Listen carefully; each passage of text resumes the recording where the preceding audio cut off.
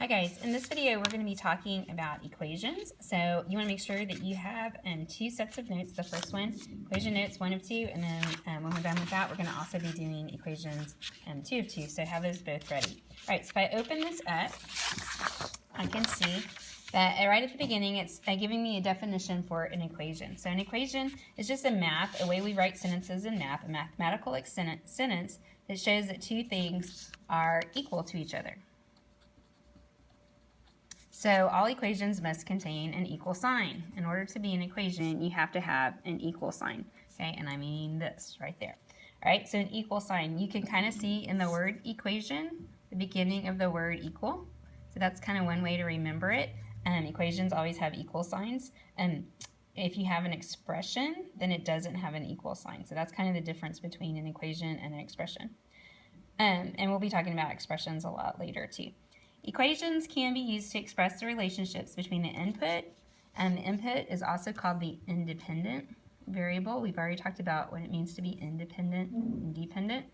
The output is the dependent variable. So the equation shows how these two things are related to each other.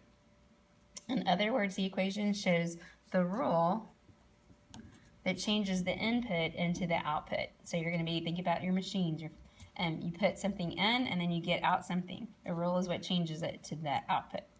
All right, so we're going to look at a couple of examples here. In the first example, they want us to write an equation to represent the relationship between the independent and dependent quantities shown in the table. So again, the input is the independent quantity, the output is the dependent quantity. All right, so if I just look at these numbers, if I look at the 1, somehow they put in 1 and they got out 9.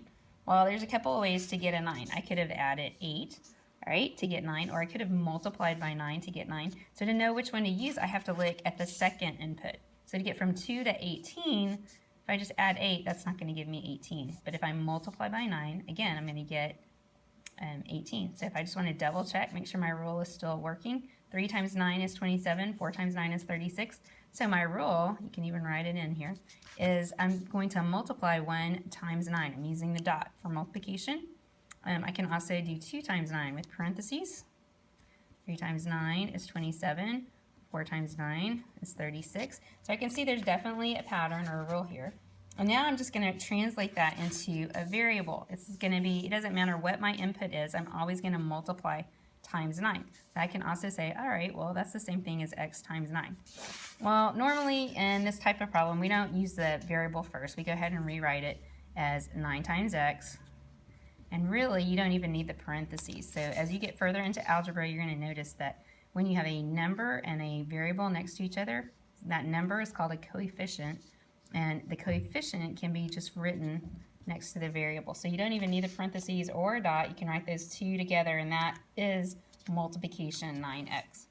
All right, so what was the rule? What did we discover? That all we were doing is multiplying times 9, so 9 times x. And then what's the equation?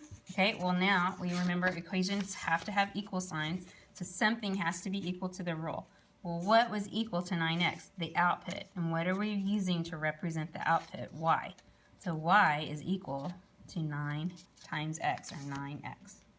All right, so if we look at the second example, we want to write an equation to represent the relationship, again, between the independent and dependent quantities. Okay, so this is the same idea. The table is just going a different direction, but still, input is going to be your independent variable, dependent is going to be your output.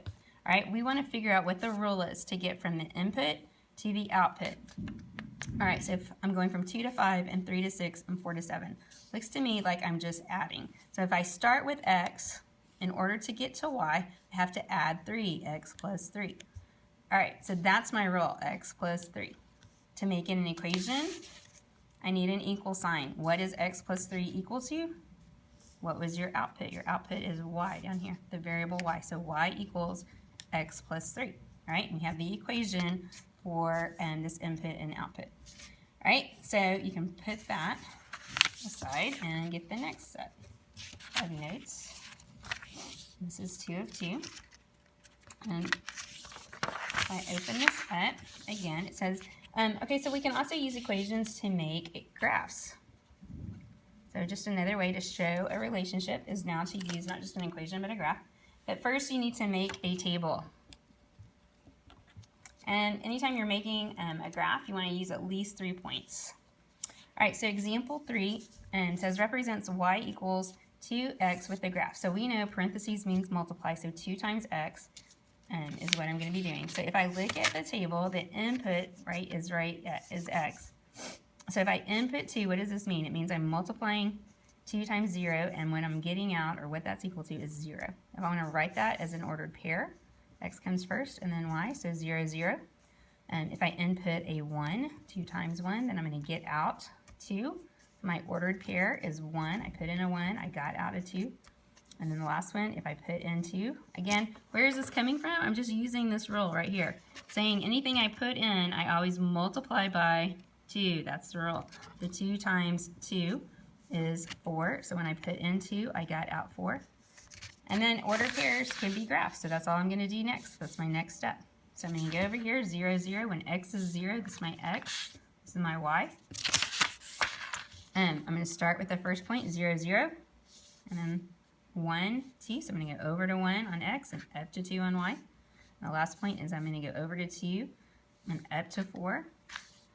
All right, and then if I draw a line, I can see that these points are all lined up, right? And this would continue going. If I continued making a table, my graph would continue going too.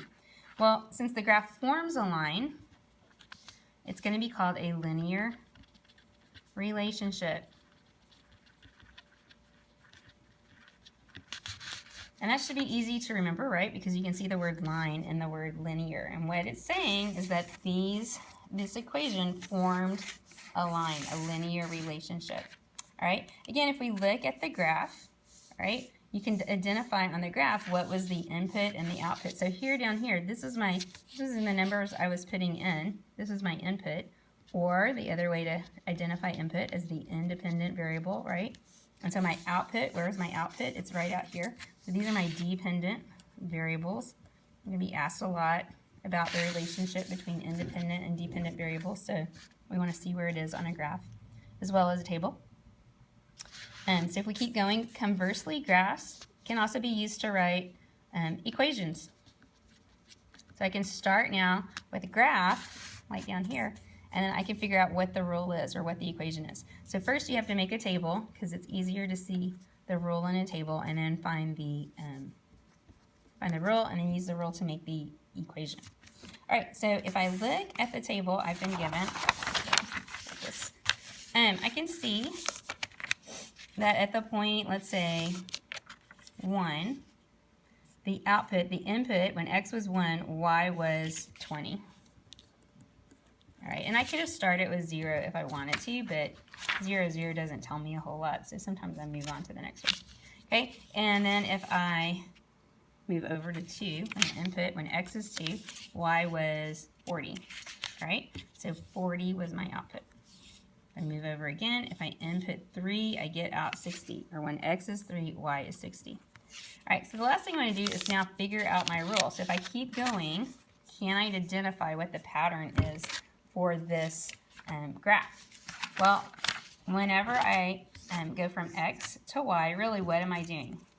I'm multiplying, hopefully you see that, you're multiplying times 20, all right? So if I say this last one is x, okay, instead of a number, if I just say, well, x can be any number, so I'm going to use a variable to represent any number, and I know to get y, all I have to do is multiply it times 20. All right, so my rule is times 20, 20x. Now, lots of ways to write that, right? With a dot, with parentheses, or because it's an equation, right, I don't even have to have parentheses there. I can write the 20 with the x. And then the equation has to have an equal sign. My output is what it's going to equal. Y equals, what was the rule? 20x. And I'm going to write it without the parentheses just to kind of get used to seeing that. So here, input, output, independent, dependent. On a graph, independent is your input, dependent is your output. This, again, is forming a line, so it's called a linear relationship. And one more time, equations have to have what? Equal signs. That's kind of important in this chapter. All right, well, good luck with your quiz. Thanks.